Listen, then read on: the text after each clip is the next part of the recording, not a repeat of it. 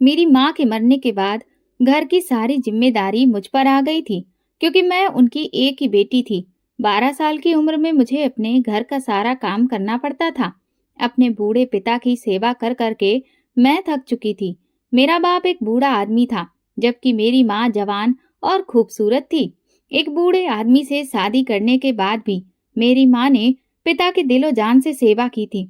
उन्होंने कभी मेरे पिता को ये एहसास नहीं दिलाया था कि आप बूढ़े हैं और मैं जवान हूँ।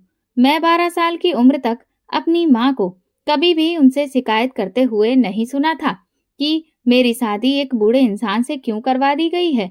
मुझे तो ये मालूम नहीं था कि माँ की शादी किस मजबूरी की वजह से एक बूढ़े इंसान से कराई गई, क्योंकि उस वक्त मैं बहुत छोटी थी जब मेरी माँ इस दुनिया से चल बसी। और फिर पिता की सारी जिम्मेदारी मुझ पर आ गई, क्योंकि माँ के होते हुए मैंने कभी भी घर का कोई काम नहीं किया था। इसलिए मुझे इस बात का अंदाजा बिल्कुल भी नहीं था कि घर का काम किस तरह से किया जाता है और खाना वगैरह किस तरह से बनाया जाता है।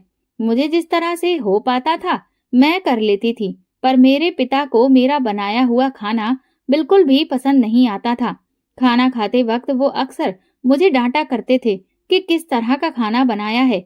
कभी रोटी जली हुई होती तो कभी सब्जी में नमक या मिर्च कम या ज्यादा हो जाता। मुझे बिल्कुल भी अंदाजा नहीं होता था कि किस चीज में कौन सी चीज कितनी डालनी चाहिए। इसीलिए हर रोज ही मुझे अपने पिता से डांट सुनने को मिल जाती थी, क्योंकि मेरी उस वक्त पढ़ाई की उम्र थी। तो मैं दरवाजे पर खड़ी मोहल्ले के सारे बच्चों को उम्मीद भरी नजरों से देखा करती थी कि काश मैं भी कभी स्कूल जा पाती और मैं भी पढ़ पाती, क्योंकि मुझे पढ़ाई का बहुत ज्यादा शौक था। पर इतनी छोटी सी उम्र में मुझ पर घर की इतनी जिम्मेदारियां आ गई थीं कि मुझे स्कूल जाने का वक्त बिल्कुल भी नहीं मिल पाता था। जब मैं दरवाजे पर खड़ी स्कूल जाते हुए बच्चों को देखती रहती थी, तो मेरे पिता कभी कभार मुझे देख लेते तो बहुत ज्यादा डांटते थे कि दरवाजे पर खड़ी तमाशा ही देखती रहती हो, इसीलिए तो तुम्हारा घर के कामों में दिल ही नहीं लगता और ना ही तुम कुछ सीख पाती हो।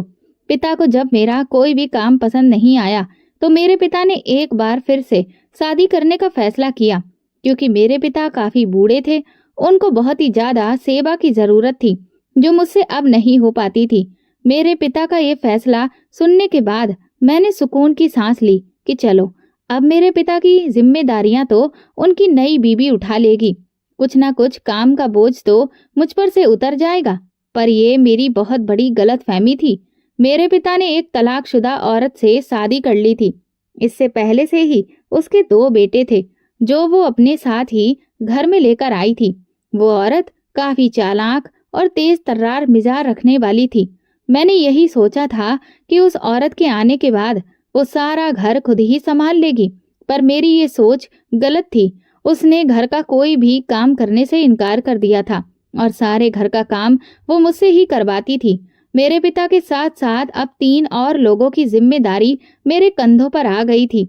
सारा दिन मैं काम करती रहती, उन लोगों के कपड़े धोती, कपड़े प्रेस करती, घर की सफाई करती, खाना बनाती। इन सारे कामों से रात को जब मैं फ्री होती तो मेरी सौतेली माँ मुझसे अपने पैर भी दबाती, और जब भी मैं उनको ये बोल देती कि मैं बहुत थक गई हूँ, मुझे बहुत तेज नींद आ रही है, तो वो मुझे डांटने लग जाती थी। उन सब लोगों की सेवा कर करके 4 साल गुजर गए थे और फिर मैं 16 साल की हो गई। इन 4 सालों में मेरी सौतेली माँ ने एक भी दिन मुझसे प्यार से बात नहीं की थी, और ना ही मेरे पिता ने मुझे कभी भी प्यार भरी नजर से देखा था, क्योंकि वो अपनी जवान बीवी को पाकर बहुत ही ज्यादा खुश थे। उनको अपनी बीवी के अलावा और कुछ भी दिखाई नहीं देता था। वो अपनी बीवी का दिल खुश करने के लिए कभी कभार उसके दोनों बेटों को घुमाने फिराने भी ले जाते थे और उनके लिए ही खाने पीने की चीजें भी खरीद कर लाते थे, क्योंकि वो किसी भी हाल में अपनी बीवी को नाराज नहीं करना चाहते थे। वो ज्यादा से ज्यादा ये कोशिश करते थे कि उनकी बीवी का दिल खुश रहे।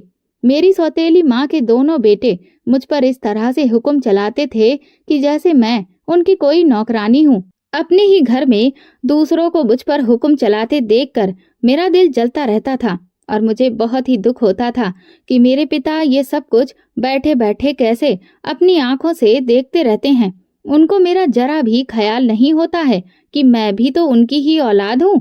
उनको कभी तो मेरी तरफ से बोलना चाहिए या फिर अपनी बीवी से ये कहना चाहिए कि तुम अपने बेटों से कह दो कि वो मेरी बेटी पर इस तरह से हुक्म ना चलाया करें। ये मेरी बेटी है, इस घर की कोई नौकरानी नहीं है जो उनके आगे इस तरह हर वक्त गुलामों की तरह उनका हुक्म बजाती फिरे। क्योंकि मेरी सौतेली माँ के बेटे तो पानी का गिलास तक खुद से उठाकर नहीं पीते थे, वो भी मुझसे ही मांगा करते थे। अगर कभी उनके काम में मुझे जरा सी भी देरी हो जाती तो मेरी माँ उसी वक्त मेरे पिता से शिकायत लगाकर मुझे उनसे डांट पड़वा देती थी और पिता की डांट से मुझे बहुत ज्यादा डर लगता था। 12 साल की उम्र में ही मैंने किचन संभाल लिया था और 16 साल की उम्र तक मैं हर चीज बनाना सीख चुकी थी। मुझे बहुत ही अच्छे अच्छे खाने के पकवान बनाने आते थे और नेचुरली मेरे हाथ का जायका भी बहुत ही लजीज था। अगर मैं कोई चीज सादा तरीके से भी बना लेती तो फिर भी वो बहुत ही मजेदार किस्म की बनती थी। एक दिन मेरी सौतेली माँ की एक दूर की सहेली उनसे मिलने के लिए आई थी, जिसके लिए मेरी सौतेली माँ ने मुझे खास तौर पर अच्छा खाना बनाने के लिए बोला था। मैंने उनके कहने पर हर वो चीज बनाई थी जो भी उन्होंने मुझे बोली थी। सौतेली माँ की सहेली जब हमारे घर आई तो मैं उनके सामने खाना जाकर पेश किया। उन्होंने जब मेरे हाथ का बना हुआ खाना खाया तो बहुत ज्यादा तारीफें करने लगी और मेरी सौतेली माँ से पूछने लगी कि जिस लड़की ने ये खाना बनाया है, ये लड़की कौन है? तो उन्होंने बताया कि ये मेरे पति की पहली पत्नी की बेटी सिमरन है। फिर तो उस औरत ने बड़े ही गौर से मेरी तरफ देखा और फिर वो मुझसे हाल चाल पूछने लगी। मैंने भी उनसे उनकी तबीयत के बारे में पूछा तो उन्होंने मेरे सर पर हाथ फेरते हुए मेरी माँ को कहा कि बड़ी ही प्यारी बच्ची है।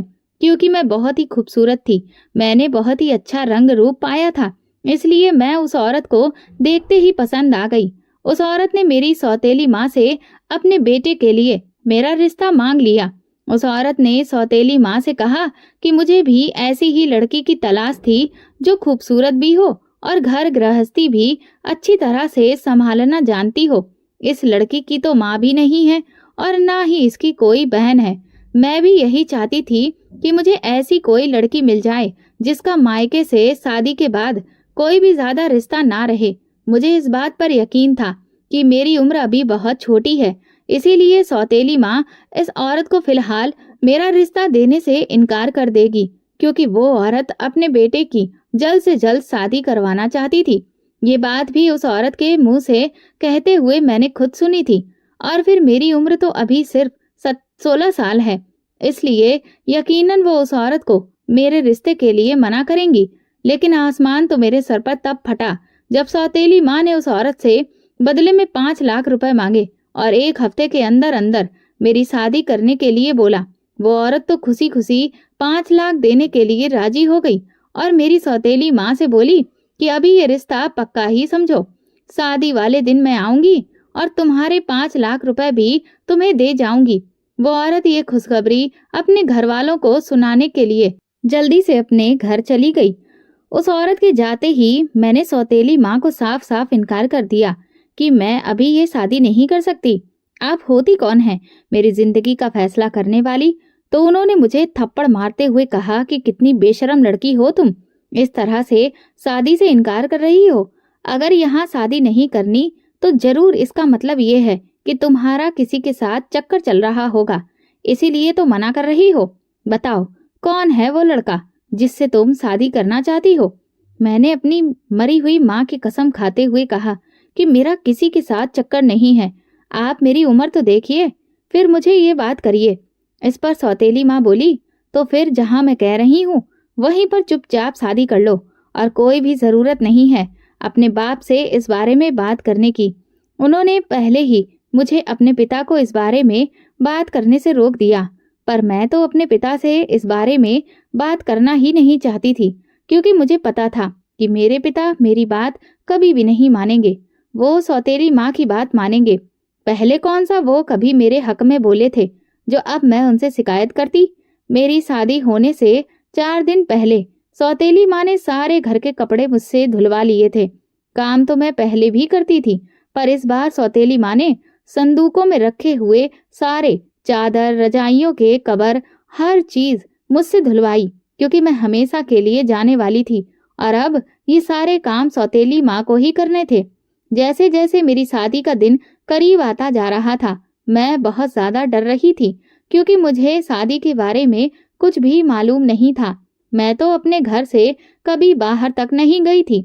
मुझे बाहर की दुनिया के माहौल का भी कुछ पता नहीं था।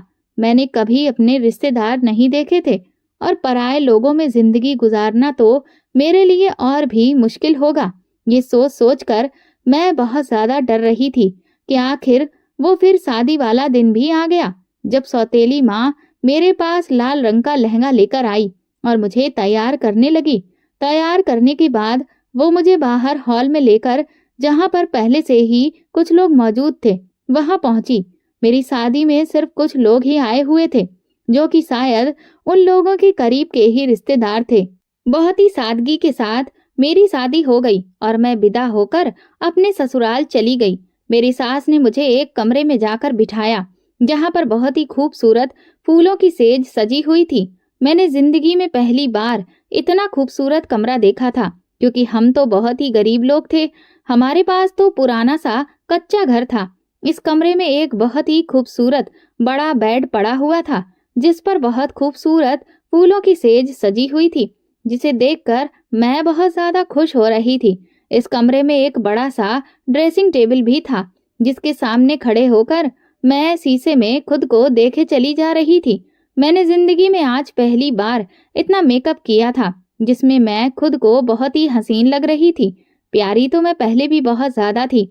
अच्छा रंग रूप था, कद काठी भी अच्छी थी, बाल भी लंबे थे, पर मेकअप ने तो मेरी खूबसूरती में और भी चार चांद लगा दिए थे। आईने में खुद को देखने के बाद मैं उस सोफे पर जाकर बैठी, जो बहुत ही नरम था। मुझे वहां पर बैठने में बहुत मजा आ रहा था। मैंने जिंदगी में पहली बार इतना बड़ा और नरम सोफा देखा था। इस कमरे की हर चीज बहुत महंगी और खूबसूरत लग रही थी। मुझे ये सब कुछ देखने से ही अंदाजा हो रहा था कि जहां पर मैं शादी करके आई हूँ, ये लोग काफी अमीर लग रहे हैं। मैं दिल ही दिल में सोच रही थी कि शायद भगवान ने मेरी किस्मत में अब दुख लिखने बंद कर दिए हैं और अब खुशियां ही खुशियां आने वाली हैं। मैं अपनी आने वाली जिंदगी के बारे में सोच सोच कर बहुत ज्यादा खुश हो रही थी, जब दरवाजा खुलने की आवाज आई और एक खूबसूरत और नौजवान सा लड़का अंदर आया और उसने आते ही कुंडी लगा दी, जो कि मेरा पति था। वो आकर मेरे पास बेड पर बैठ गया। उसने मुझे प्यार से मुस्कुराकर देखा। मैं भी उसे देखकर मुस्कुरा दी। फिर उसने मुझे देखकर मेरी खूबसूरती की तारीफ करना शुरू कर दिया, जो मुझे बहुत ही अच्छी लग रही थी। जिंदगी में पहली बार मेरी किसी ने तारीफ की थी, वरना मायके में तो सिर्फ मैंने डांट ही सुनी थी। उसने अपनी जेब से एक डिब्बी निकालकर उसमें से एक सोने की अंगूठी निकालकर मेरे हाथ में पहनाई और मुझे कहने लगा कि ये आपकी मुंह दिखाई का तोहफा है। जिंदगी में पहली बार मुझे किसी ने तोहफा दिया था, जिसे देखकर मैं बहुत खुश हो रही थी। इस अजनबी से इंसान में इतना अपनापन और प्यार था कि मुझे कभी जिंदगी में अपने खून के रिश्तों से भी इतना प्यार नहीं मिला था। उसके बात करने का अंदाज, उसका इतना मीठा लहजा मेरा दिल जीत चुका था। जिस शादी से मैं कुछ दिनों पहले नाखुश थी, अब इस शादी से मैं बहुत ही ज्यादा खुश होने लगी थी। प्यार भरी बातों में किस तरह से सारी रात गुजर गई पता ही नहीं चला। जब अगली सुबह को मेरे पति ने एक गुलाब का फूल मेरे गाल पर रखते हुए मुझे जगाया, तो मेरी आंखें खुली। आज जिंदगी में पहली बार मैं इतनी देर से उठी थी, क्योंकि अपने घर में तो मुझे सुबह 4 बजे ही उठने की आदत थी। आज मैं पता नहीं कैसे इतनी देर तक सोई रही हूँ। तो मेरे पति ने मुझसे कहा कि मेरा तो अभी आपको जगाने का दिल नहीं कर रहा था, क्योंकि आप बहुत ही प्यारी नींद में सोई हुई थी, पर मजबूरी थी। माँ नीचे नाश्ते पर बुला रही है, इसलिए मुझे आपको जगाना पड़ा। मैंने अपने पति को कहा कि आज ये मेरी जिंदगी की पहली रात थी जिसमें मैं इतनी सुकून की नींद सोई हूँ, वरना मैं कभी भी बेफिक्र होकर ऐसी सुकून की नींद नहीं सोई। मेरे पति ने उस वक्त मुझसे वादा किया कि आपकी आने वाली हर सुबह आपको सुकून भरी मिलेगी। ये मेरा आपके साथ वादा है। मैं आपकी जिंदगी में इतनी खुशियां भर दूंगा कि आपको कभी भी अपना अतीत याद नहीं आएगा। इतने प्यार करने वाले पति को पाकर मैं बहुत ज्यादा खुश थी।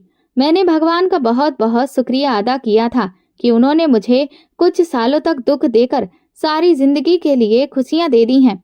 जल्दी से तैयार होकर मैं और मेरे पति साथ ही बाहर हॉल में चले गए, जहां पर सब लोग हमारा नाश्ते की मेज पर इंतजार कर रहे थे। हमने वहां पहुंचकर सभी को सुप्रभात कहा तो सब लोगों ने भी हमें जवाब दिया। मेरे ससुराल में मेरे सास ससुर और मेरे 2 छोटे देवर थे, जो उस वक्त खाने की मेज पर मौजूद थे। मेरी सास ने अपने पर्स से पैसे निकालकर उसी वक्त हम पति पत्नी की नजर उतारी और नौकरानी के हाथ में थमा दिया। मैं ये देखकर काफी हैरान हो रही थी कि इंसान की जिंदगी में इतना बड़ा बदलाव इतनी जल्दी कैसे आ सकता है कि जिन पैसों के लिए मैं तरसती थी, मुझे अपनी जरूरत के लिए मेरी सौतेली माँ 50 रुपए तक नहीं देती थी, आज हजारों के नोट मुझ पर बारे जा रहे थे। ये जरूर मेरी किसी न किसी अच्छाई का सिला था जो मुझे इस रिश्ते के रूप में मिला था। हम सब घर वालों ने मिलकर जब नाश्ता किया तो मेरी सास ने मुझे मीठा बनाने के लिए बोला। उन्होंने कहा कि हमारे परिवार की रस्म है, हम आने वाली नई बहू के हाथ से मीठा बनवाते हैं। मैंने सभी लोगों के लिए खीर बनाई है। खाने में तो कि मैं क्योंकि हर चीज ही बहुत अच्छी बनाती थी, तो उस दिन मैंने खीर बनाते हुए ये खास ख्याल रखा कि अच्छी सी खीर बना लूं ताकि सभी लोगों को पसंद आ जाए।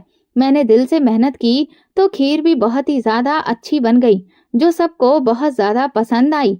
खीर खाने के बाद मेरे ससुर जी ने मुझे इनाम के तौर पर 20,000 रुपए दिए और कहा कि बहू, दोबारा फिर से मेरे लिए इसी तरह की मजेदार खीर बनाती रहना। मुझे उस वक्त बहुत ज्यादा खुशी हो रही थी कि सब लोगों को मेरे हाथ की बनी हुई खीर पसंद आ गई है। मैंने अपनी शादी के दूसरे दिन अपने घर को खुद संभालने का सोच लिया और सास के पास चली गई। मैंने सासू माँ से पूछा कि आज खाने में क्या बनेगा। मैं आज ही आप सबके लिए खाना बनाऊंगी, बस आप मुझे बता दीजिए। तो मेरी सास मुझसे कहने लगी कि बेटा, इतनी जल्दी क्या है, अब तो सारी जिंदगी तुम्हें ही इस घर को संभालना है। मेरी तो हड्डियों में अब इतनी जान नहीं है कि घर का काम कर सकूं या घर को संभालूं। तुम्हारा ही घर है, तुम्हें ही संभालना है, पर तुम्हारी नई नई शादी हुई है, अभी तो शादी को सिर्फ दूसरा ही दिन हुआ है। तुम्हारे तो हाथों की मेहंदी भी अभी तक नहीं उतरी है। अभी से मैं तुमसे काम नहीं करवाऊंगी। तुम्हारी शादी के पहले दिन है, इसीलिए जाओ, खुद को सजाओ संवारो, अपने पति के लिए खुद को तैयार रखो, उसका दिल खुश रखो और खूब एंजॉय करो। भगवान तुम दोनों की जोड़ी सलामत रखे, तुम दोनों को इसी तरह हमेशा खुश रखे। आगे चलकर तुमको ही तो इस घर को संभालना है। मुझे तो अपनी किस्मत पर यकीन नहीं आ रहा था कि मेरी किस्मत भी इतनी अच्छी हो सकती है। मैं भी इतनी खुशकिस्मत हो सकती हूँ कि मुझे इतनी अच्छी सास मिली है। मेरी सास ने मेरे पति को मुझे हनीमून पर ले जाने को कहा तो मेरा पति मुझसे पूछने लगा कि जाने मन, कहाँ चलना है, हुक्म करो, जहाँ तुम बोलोगी वहीं पर तुम्हें ले जाऊंगा। मैं तो कभी अपने मोहल्ले से भी बाहर नहीं गई थी, तो मुझे तो शहरों के नाम तक नहीं पता थे कि इंडिया में भी कौन कौन से शहर हैं, तो विदेश के नाम को मैं तो सोच भी नहीं सकती थी। मैंने तो बस दूसरों के मुंह से ही हमेशा विदेश के नाम सुने थे, तो मुझे तो किसी भी जगह के बारे में पता ही नहीं था जो मैं अपने पति को कुछ बताती। अब मैं क्या कहूँ कि मुझे कहाँ जाना है। मैंने बस उनसे इतना ही बोल दिया कि जहाँ आपका दिल करे वहीं ले जाइए, तो उन्होंने मुझे दुबई ले जाने का फैसला किया। कुछ दिनों के बाद मेरे पति ने दुबई के 2 टिकट लाकर मेरे हाथ में थमा दिए और कहा कि जल्दी से अब पैकिंग करना शुरू कर दो, कल ही हमारी फ्लाइट है। मैंने अपनी जरूरत का सारा सामान पैक किया और हम दोनों दुबई के लिए रवाना हो गए। मैंने जिंदगी में पहली बार भगवान की बनाई हुई इतनी खूबसूरत दुनिया देखी थी। मेरे पति ने मुझे बहुत ही अच्छी अच्छी जगह पर सैर करवाई। हमने अच्छे अच्छे होटल में खाना खाया। उस दिन मुझे पता चला कि जिंदगी का मजा तो भगवान की बनाई हुई खूबसूरत दुनिया को देखने में है। मैंने तो अपने पुराने से घर के अलावा कभी कुछ देखा ही नहीं था। मेरे पति ने मुझे दुबई के बड़े बड़े शॉपिंग मॉल में ले जाकर कहा कि तुम्हारा जो दिल करे तुम अपने लिए यहाँ से खरीद लो। मैं सबसे पहले अपने घर वालों के लिए ही खरीदारी की, क्योंकि मैं उनके दिल में अपने लिए जगह बनाना चाहती थी। उन लोगों से मुझे इतना प्यार मिल रहा था तो मुझे हर अच्छी चीज दिखते ही अपने सास ससुर याद आ जाते थे कि ये चीज मैं उनके लिए खरीदनी चाहिए। मैंने अपने लिए तो बहुत ही कम चीजें खरीदी थी। तकरीबन 8 दिन दुबई में गुजारने के बाद हम घर वापस आ गए। घर आने के बाद मैं सास ससुर के लिए खरीदे हुए तोहफे उनको देने गई तो वो लोग बहुत ही खुश हो गए। दुबई से आने के बाद मेरी सास ने पूरे घर की जिम्मेदारी अब मुझ पर ही डाल दी थी, जो मैंने खुशी खुशी अपना ली थी। मुझे तो घर का काम पहले से ही मुश्किल नहीं लगता था, क्योंकि मुझे बचपन से ही आदत थी घर का काम करने की, तो मेरे लिए तो यह बहुत ही मामूली सी बात थी। मैं खाना बनाने के बाद सारे घर की सफाई भी खुद ही कर लेती थी। हमारे घर में नौकरानियां तो थीं, लेकिन मुझे इतना खूबसूरत घर की सफाई करना बहुत अच्छा लगता था। मैं तो अपने कच्चे से घर को भी साफ सुथरा रखती थी, पर अब तो ये एक महल से कम नहीं था, तो मैं इसको भला कैसे साफ ना रखती। मेरी सास मुझसे अक्सर बोला करती थी कि साफ सफाई के लिए मैंने नौकरानियां रखी हुई हैं, बस तुम खाना बना लिया करो। पर मुझे घर की सफाई खुद करना बहुत अच्छा लगता था, इसीलिए कभी कभार मैं कर लेती थी। सारा दिन खुद को काम में व्यस्त रखकर जब मैं कमरे में जाती तो मेरा पति अक्सर मुझसे शिकायतें करता कि जब से तुमने घर संभालना शुरू किया है तब से तुम मुझे बहुत ही कम टाइम दिया करती हो। असल में वो ठीक ही बोलते थे। मैंने खुद ही उन लोगों से ज्यादा घुल मिल नहीं पाती थी, क्योंकि वो अजनबी लोग थे। मैं कोशिश करने के बावजूद भी उन लोगों से ज्यादा बातचीत नहीं कर पाती थी, फिर चाहे वो मेरे पति ही क्यों ना हो, क्योंकि मैं हमेशा ही घर में अकेली पली बड़ी थी। मेरी सौतेली माँ भी मेरी शादी से 4 साल पहले ही आई थी। मुझे ज्यादा लोगों में रहने की बहुत ही कम आदत थी। मैं अकेले जिंदगी गुजार कर अकेलेपन की आदी हो चुकी थी, इसलिए मुझे किसी से भी बात करने की आदत नहीं थी। इस कारण मैं खुद को घर के काम में व्यस्त रखती थी, ताकि मुझे किसी से बात ना करनी पड़े। मेरे पति को तो मुझसे शिकायत थी, पर मेरी सास मुझसे बहुत ही ज्यादा खुश थी, क्योंकि उनको मेरा इस तरह से घर संभालना बहुत ही अच्छा लगता था। वो अक्सर मुझसे कहती थी कि मुझे बहू के रूप में बेटी मिल गई है, क्योंकि मैं काम करने के बाद अक्सर सास के पैर भी दबा दिया करती थी। मैं उनकी बहुत बड़ी शुक्रगुजार थी, क्योंकि उन्होंने ही तो मुझे अपने बेटे के लिए पसंद किया था, और मैं उनके इस आलीशान घर में बहुत ही खुश और सुखी जिंदगी गुजार रही थी।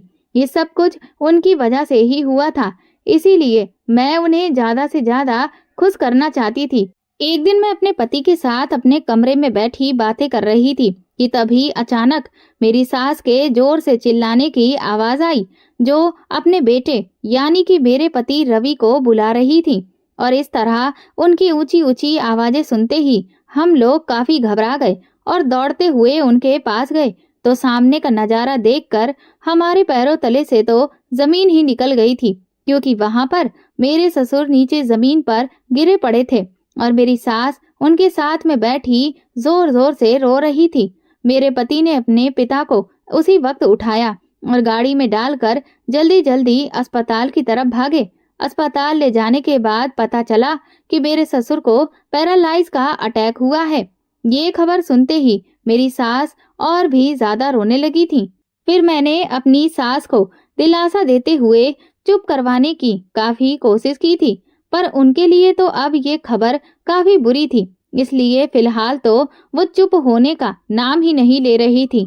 कुछ दिन अस्पताल में गुजारने के बाद मेरे पति ने अपने पिता को घर लाना ठीक समझा।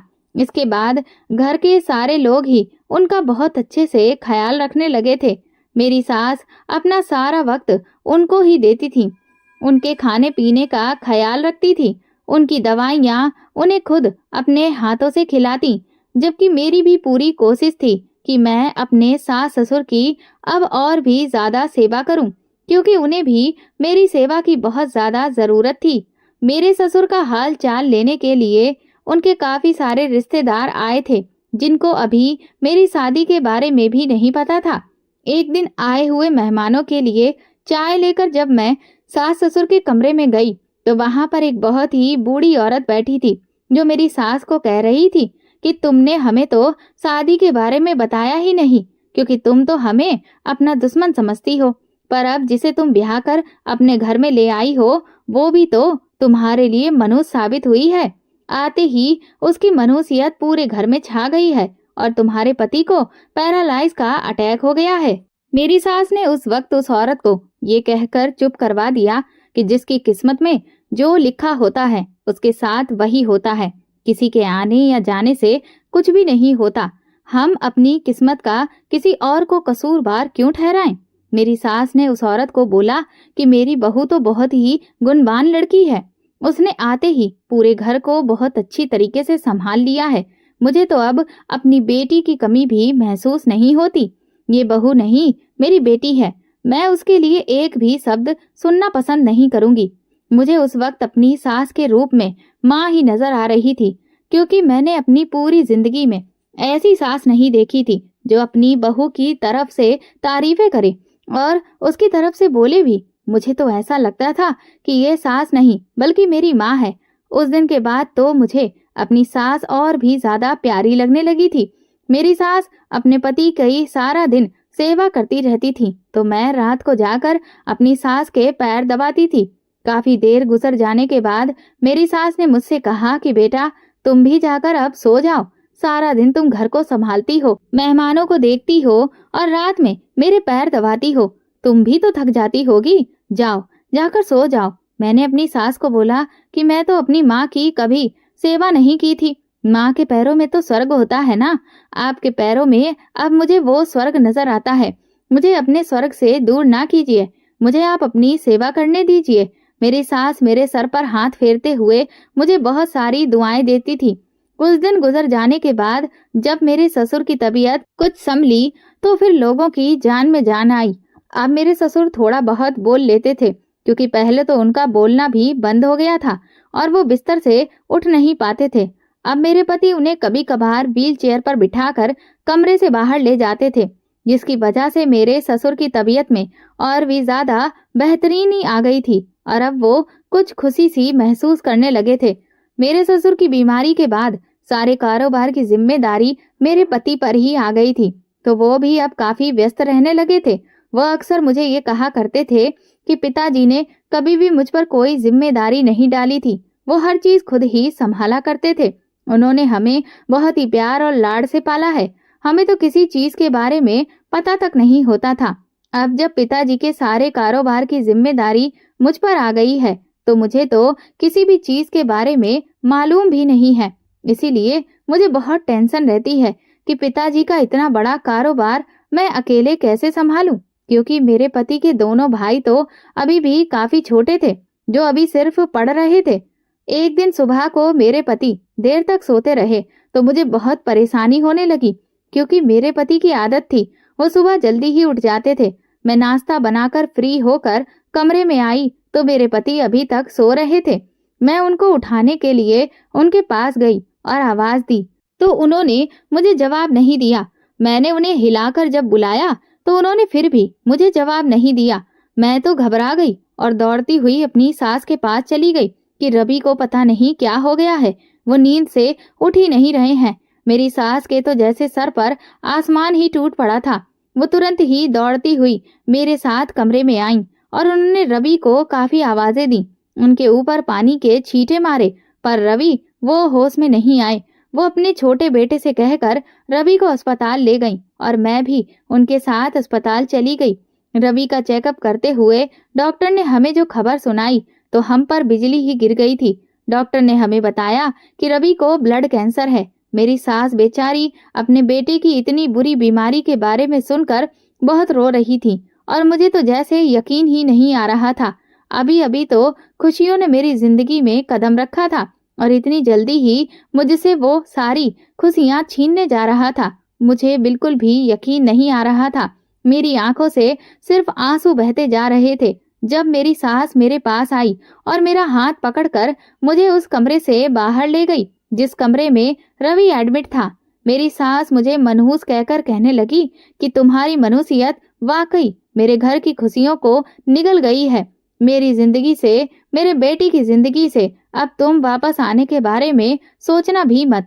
मैं अपनी सास की मिन्नतें करते हुए कहने लगी कि माँ जी, इसमें मेरा कोई दोष नहीं है, पर मेरी सास मेरी एक भी बात सुनने के लिए तैयार नहीं थी। उन्होंने अपने दोनों बेटों से कहकर मुझे हॉस्पिटल से उसी वक्त धक्के देकर बाहर निकलवा दिया और ये तक नहीं सोचा कि रवि की बीमारी का जितना दुख उन्हें हुआ है उससे कहीं ज्यादा तो मुझे भी हुआ है। मैं रोती हुई अपने मायके चली गई तो मेरी सौतेली माँ मुझे देखकर परेशान होने लगी और बोली कि तुम यहाँ पर क्यों आई हो? तुम्हारी सास ने तो मुझसे कहा था कि तुम अब कभी भी अपने मायके नहीं आओगी, तो फिर यहाँ आने की क्या वजह है? मेरी सौतेली माँ मुझसे कहने लगी कि अगर थोड़ी देर के लिए आई हो तो फिर ठीक है, अगर रहने के लिए आई हो तो अभी यहाँ से चली जाओ, क्योंकि तुम्हारी हालत और तुम्हारी शकल बता रही है कि तुम्हें उस घर से निकाला गया है। मैंने तुम्हें यहाँ रखने के लिए तैयार नहीं हूँ, क्योंकि तुम्हारे बाप की दवाइयों पर भी बहुत पैसा खर्च हो चुका है। तुम्हारा पेट पालने के लिए अब मेरे पास पैसे नहीं हैं। मैंने तो अभी अपनी दुख भरी दास्तान अपनी माँ को सुनाई भी नहीं थी और उन्होंने तो पहले ही मुझे रखने से इनकार कर दिया। मेरे दोनों सौतेले भाइयों ने धक्के देकर मुझे उसी वक्त घर से बाहर निकाला और मैं रोड पर जा गिरी। अपने मायके के दरवाजे पर रोते रोते सारी रात गुजर गई, पर सौतेली माँ ने दरवाजा नहीं खोला। वो मैं भूखी प्यासी सारी रात गुजारी थी। मैं सुबह के वक्त उस दरवाजे से उठी। मेरे शरीर में बिल्कुल भी ताकत नहीं बची थी कि मुझसे चला भी जाए, क्योंकि एक तो मेरे पति की बीमारी का सदमा था, दूसरा घर से निकल जाने का भी दुख भी था। मुझे यकीन था कि मेरा पति मुझे जरूर वापस बुलाएगा, क्योंकि वो मुझसे बहुत ज्यादा प्यार करता था। मैंने फिर से अपने ससुराल जाने की लगी। चलते चलते रास्ते में अचानक से मेरा सर चकराने लगा और मैं बेहोश होकर गिर गई। जब मेरी आंख खुली तो फिर मैं एक अस्पताल में मौजूद थी और एक औरत मेरे साथ में खड़ी थी। मैंने उस औरत से सवाल किया कि मैं कहाँ हूँ और मुझे क्या हुआ है, तो उस औरत ने मुस्कुराते हुए मुझे जवाब दिया कि मुबारक हो, आप माँ बनने वाली हैं। आप सड़क पर बेहोश पड़ी हुई मुझे मिली थी, तो मैं आपको अस्पताल में ले आई, जहाँ मुझे पता चला कि आप तो माँ बनने वाली हैं। उस औरत ने मुझसे कहा कि आप कौन हो, कहाँ रहती हो, मैं आपको आपके घर तक छोड़कर आती हूँ। तो ये बात सुनते ही मेरी आंखों से आंसू बहने लगे। मैंने उस औरत को कहा कि मेरा तो कोई भी घर नहीं है, कि घर का पता मैं आपको दूं। मेरे पति के घर से मुझे मनहूस कहकर निकाल दिया गया है और मेरे पिता के घर से भी मुझे ये कहकर निकाला गया कि मेरा बोझ वो लोग नहीं उठा सकते। वो औरत बहुत ही अच्छी और रहमदिल थी। वो मुझे अपने साथ अपने घर ले गई। उस औरत के घर में मेरा बहुत ही अच्छे तरीके से ख्याल रखा जा रहा था, इस वजह से क्योंकि मैं पेट से थी। उस औरत को जब मैंने अपनी सारी कहानी सुनाई तो उसे भी बहुत अफसोस होने लगा कि मेरे साथ बहुत ही गलत हुआ है। उस औरत ने अपने बारे में मुझे बताया कि उसके पति का एक रोड हादसे में देहांत हो गया है। ये खबर सुनने के बाद मुझे बहुत ही दुख हो रहा था, क्योंकि वो औरत अभी जवान थी। उस औरत ने मुझे कहा कि मैं इस घर में अकेली ही रहती हूँ, तुम जब तक चाहो मेरे साथ रह सकती हो। पर मैंने उस औरत का धन्यवाद करते हुए कहा कि नहीं, मुझे अपने पति के घर जाना है। भले ही मेरी सास ने उस वक्त गुस्से में मुझे घर से निकाल दिया, पर मैं अपनी तरफ से पूरी कोशिश करूंगी अपना घर बचाने की। मुझे यकीन है कि जब मेरा पति मुझे देखेगा तो वो मेरी सास को मुझे घर से निकालने से रोकेगा, क्योंकि मेरा पति मुझसे प्यार करता है। वो औरत अपने साथ अपनी गाड़ी में मुझे मेरे ससुराल ले गई। मेरे तो पैरों तले से जमीन निकल गई ये देखकर कि जब हम वहां पहुंचे और देखा कि मेरे ससुराल वाले घर पर तो ताला लगा हुआ था और वहां मोहल्ले वालों से हमें पता चला कि ये लोग रवि का इलाज करवाने के लिए लंदन चले गए हैं और कभी भी वापस नहीं आएंगे। मैं अपनी किस्मत पर बहुत ही ज्यादा रो रही थी। उस नेक औरत ने मुझे हौसला देते हुए कहा कि शायद ये रिश्ता तुम्हारी किस्मत में आगे लिखा ही नहीं था, तो तुम सब्र के अलावा अब और कुछ भी नहीं कर सकती। उस औरत ने पूरे 9 महीने मेरा बहुत ज्यादा ख्याल रखा, जिसका एहसान जिंदगी भर मैं नहीं उतार सकती। जब मेरा बच्चा पैदा हुआ तो मुझे बहुत खुशी होने लगी कि अब मेरा बेटा इस दुनिया में आ गया है। मुझे किसी के सहारे की जरूरत नहीं है। मैंने अब ये इरादा कर लिया था कि जिंदगी में अब कभी भी ना पति के घर जाऊंगी और ना ही अब मैं अपने बाप के घर में जाऊंगी। मैं अपने बेटे को पढ़ा लिखा कर एक अच्छा मुकाम हासिल करवाऊंगी। मैं जिस औरत के घर में रहती थी उसका नाम अंकिता था। वो मेरा बहुत अच्छे से ख्याल रखती थी। वो मेरे बेटे को बिल्कुल अपने बेटे की तरह समझती थी। उसने मुझसे बोला था कि जब मेरे पति जिंदा थे तो उन्हें छोटे बच्चे बहुत पसंद होते थे। वो अक्सर मुझसे बोला करते थे कि भगवान हमें भी जल्द से जल्द औलाद की खुशी दे, पर ये खुशी देखने से पहले ही वो इस दुनिया से विदा हो गए। मुझे बहुत अफसोस होता है कि काश वो इतना वक्त तो इस दुनिया में रहते ही कि मैं उन्हें एक बच्चा देने की खुशी दे पाती, क्योंकि वो औरत बहुत ही खूबसूरत और नौजवान थी। तो मैंने उसको फिर से शादी करने की सलाह दी, तो उसने मेरा बेटा गोद में उठाते हुए कहा कि अब यही मेरा सहारा बनेगा, अब मैं कभी भी शादी नहीं करूंगी, हम दोनों मिलकर इस बच्चे को पालेंगे, हम दोनों ही इसकी माएँ हैं। अंकिता के एहसान मुझ पर दिन ब दिन बढ़ते ही जा रहे थे। जिंदगी के 10 साल गुजर गए थे। अंकिता क्योंकि एक प्राइवेट स्कूल में टीचिंग करती थी, तो उसने अनुज यानी मेरे बेटे को अपने ही स्कूल में एडमिशन दिलवा दिया था। वो एक बहुत ही महंगा स्कूल था। मैं तो कभी भी उस स्कूल की फीस भी अदा नहीं कर पाती, मगर अंकिता न होती तो। अंकिता मेरे बेटे की टीचर भी बन गई थी। एक दिन मैं पूजा कर रही थी तो अंकिता मेरे पास आकर नीचे जमीन पर ही बैठ गई और मुझसे कहने लगी कि प्रार्थना में तुम क्या मांग रही हो। मैंने कहा कि तुम्हारी खुशियाँ। तो वो मुझसे कहने लगी कि तुम्हारी प्रार्थना भगवान ने सुन ली है। मैंने मुस्कुराकर उसकी तरफ देखा और उससे पूछा कि क्या मतलब। तो वो कहने लगी कि मुझे एक बहुत अच्छा लड़का मिल गया है जो मुझसे शादी करना चाहता है। उसने मुझे प्रपोज किया है और मुझे यकीन है कि ये सब कुछ तुम्हारी ही प्रार्थनाओं का नतीजा है। अंकिता ने मुझे बताया कि जिस लड़के ने उसे शादी का प्रपोजल भेजा है वो एक बहुत अमीर और अमीर होने के साथ साथ शरीफ इंसान भी है। पर अंकिता ने मुझे ये भी बताया कि वो लड़का पहले भी शादीशुदा था और उसकी पत्नी अब उसके साथ में नहीं रहती है। मैंने अंकिता से कहा कि ये तो कोई भी बड़ी बात नहीं है, तुम भी तो पहले शादीशुदा थी। इस बात से अगर उसे कोई ऐतराज नहीं है तो फिर तुम्हें भी उसके शादीशुदा होने से ऐतराज नहीं होना चाहिए। मुश्किल तो तब होती जब उसकी पत्नी उसके साथ रहती होती। अंकिता ने उस लड़के से मिलकर शादी की तारीख पक्की कर दी थी और अगले हफ्ते शादी थी। मुझे अंकिता की शादी की बहुत ज्यादा खुशी थी। अंकिता ने ही तो अपने एहसानों से उस वक्त मुझे खरीद ही लिया जब शादी से एक दिन पहले उसने अपना घर मेरे बेटे के नाम पर लिख दिया। अगले दिन शादी थी। जब वो तैयार होकर दुल्हन बनी शादी हॉल में गाड़ी से उतर रही थी तो वो बहुत ही खूबसूरत लग रही थी। ऐसा लग रहा था कि कोई परी आसमान से उतरी है, क्योंकि वो पहले ही बहुत खूबसूरत थी, अब तो और भी ज्यादा खूबसूरत लग रही थी। उसको ले जाकर मैंने स्टेज पर सोफे पर बिठा दिया। थोड़ी ही देर में अंकिता का दूल्हा भी आ गया। पंडित जी उसका इंतजार करने के बाद जब वो भी आ गए तो शादी का वक्त हो गया। अंकिता ने मुझे स्टेज पर बुलाया ताकि जयमाला के वक्त मैं उसके साथ ही रहूं। मैं जैसे ही स्टेज पर पहुंची तो अंकिता के दूल्हे को देखकर मेरी जान ही निकल गई, क्योंकि वो तो मेरा पति रवि था। रवि मुझे देखकर अपने सोफे से उठकर खड़ा हो गया और मेरी तरफ देखने लगा। हम दोनों को इस तरह हैरान होता देखकर अंकिता ने रवि से सवाल किया, क्या तुम दोनों एक दूसरे को जानते हो?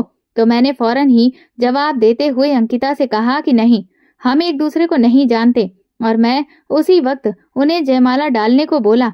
मुझे अंकिता से झूठ बोलना पड़ा क्योंकि मैं उसके एहसानों तले दबी हुई थी। रवि भी अब अपनी जिंदगी एक बार फिर से शुरू करने जा रहा था, इसीलिए मैं उन दोनों के बीच में आना नहीं चाहती थी। शादी के बाद अंकिता विदा होकर अपने पति के साथ ससुराल चली गई और मैं अंकिता के घर में अकेली अपनी किस्मत पर रो रही थी।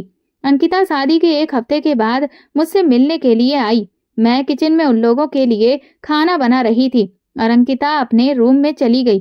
तब किचन में रवि मेरे पास आया और उसने मुझे बताया कि उसने मुझे बहुत ढूंढने की कोशिश की पर मैं उसे कहीं ना मिली। उसने मुझसे कहा कि जब वो इलाज के लिए लंदन गया तो वहां पर उसे पता चला कि उसकी रिपोर्ट्स किसी और के साथ चेंज हो गई थी और उसको वो बीमारी नहीं थी। ये खबर सुनने के बाद मुझे काफी खुशी महसूस हुई। मैंने उससे कहा कि शायद हम दोनों का साथ कुछ दिनों का ही था, इसीलिए हम दोनों एक दूसरे से अलग हो गए। एक शहर में रहते हुए भी आप मुझे नहीं ढूंढ पाए, जबकि इसी घर में आपने अंकिता को पा लिया। रवि ने मुझसे कहा कि वो मेरे बिना नहीं रह सकता।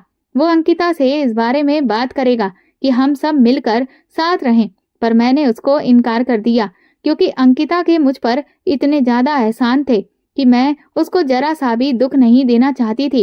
रवि ने अनुज के बारे में पूछा तो मैंने उसको बता दिया कि अनुज उनका ही बेटा है, तो उन्हें बहुत खुशी होने लगी और उनकी आंखों से आंसू बहने लगे। रवि ने मुझे कहा कि भले ही तुम मेरे साथ रहना पसंद ना करो, पर मैं अपनी बेटी की पूरी जिम्मेदारी खुद ही उठाऊंगा। मैंने उन्हें कहा कि अंकिता ने माँ बनकर अनुज को पाला है, उसने अपना ये घर भी अनुज के नाम पर लिख दिया है। आप जब चाहे यहाँ आ सकते हो, ये अनुज को अपने घर बुला सकते हो। इस बात से अंकिता को कोई भी ऐतराज नहीं होगा, क्योंकि अनुज अंकिता को अपनी औलाद की तरह ही प्यारा है। पर आप ये बात कभी भी अंकिता को पता नहीं चलने देंगे कि अनुज आपका और मेरा बेटा है। मैंने रवि को कहा कि अंकिता का बहुत ख्याल रखना, उसने पहले एक पति खोया है, अब अगर वो आपको खो देगी तो शायद जिंदा ना रह पाए। रवि ने मुझसे कहा कि तुम परेशान मत हो, मैं कभी भी अंकिता को कोई भी दुख नहीं दूंगा, हमेशा मैं उसको खुश रखने की कोशिश करूंगा। शाम को अंकिता और रवि वापस लौट गए और मैं अब अपनी खुशियां अपने बेटे में ही ढूंढ चुकी हूँ। दोस्तों, अगर आपको हमारी ये कहानी पसंद आई है तो कमेंट करके जरूर बताएं और वीडियो को लाइक करके ज्यादा से ज्यादा शेयर करें। और चैनल पर नए हैं तो प्लीज सब्सक्राइब जरूर करें और हाँ, नोटिफिकेशन बेल को जरूर दबाएं ताकि अगली अपडेट सबसे पहले आपको मिले। धन्यवाद।